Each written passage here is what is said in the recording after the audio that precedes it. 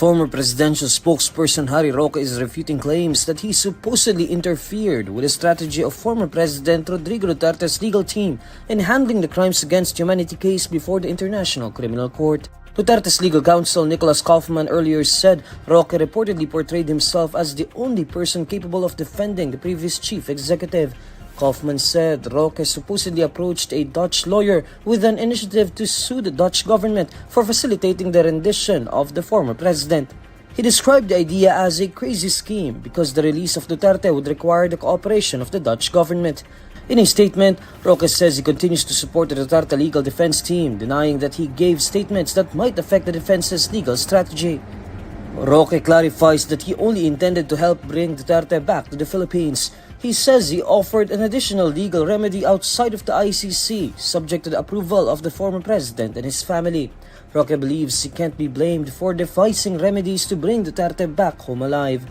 Roque adds that Vice President Sara Duterte acknowledged the domestic legal remedy on numerous occasions.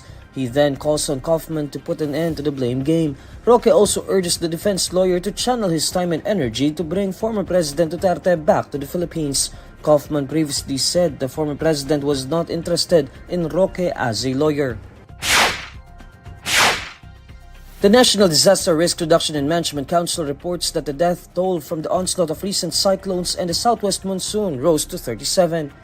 In its report on Thursday, July 31, the agency says it recorded 3 more fatalities in the Cordillera Administrative Region. Most of the deaths were reported in Metro Manila with 9, followed by Calabar Zone with 8, and Western Visayas with 6.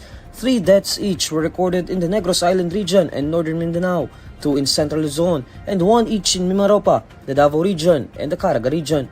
8 people remain missing, while 22 were reported injured due to the recent weather disturbances. According to the NDRRMC, around 7.6 million people were affected across all regions nationwide. Meanwhile, the total cost of infrastructure damage was reported to be around 10 billion pesos. Tropical cyclones Krising, Dante, and Emong enhanced the Habagat in recent weeks, bringing heavy rains over several parts of the country. Many areas were left submerged in floodwaters amid the onslaught.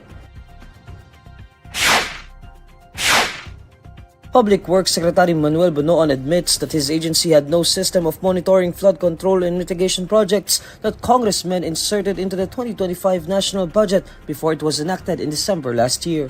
Over a radio interview, Bonoan says some items that were neither proposed by the Department of Public Works and Highways nor approved by the Department of Budget and Management suddenly appeared at the General Appropriations Act. According to Bonoan, the new items did not undergo validation or initial engineering assessments.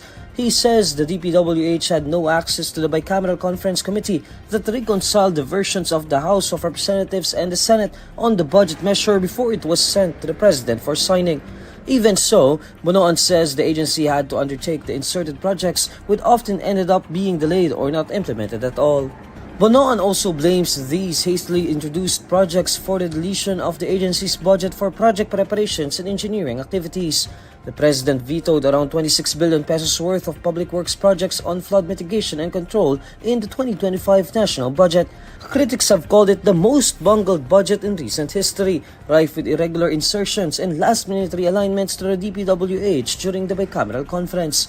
Public Works received the second largest allocation of 1.007 trillion pesos. In his State of the Nation address on Monday, July 28, President Bongbong Marcos shamed officials and contractors who allegedly pocketed funds from flood control projects that failed to mitigate floodwaters during monsoon rains. Marcos ordered an audit of these projects on his watch.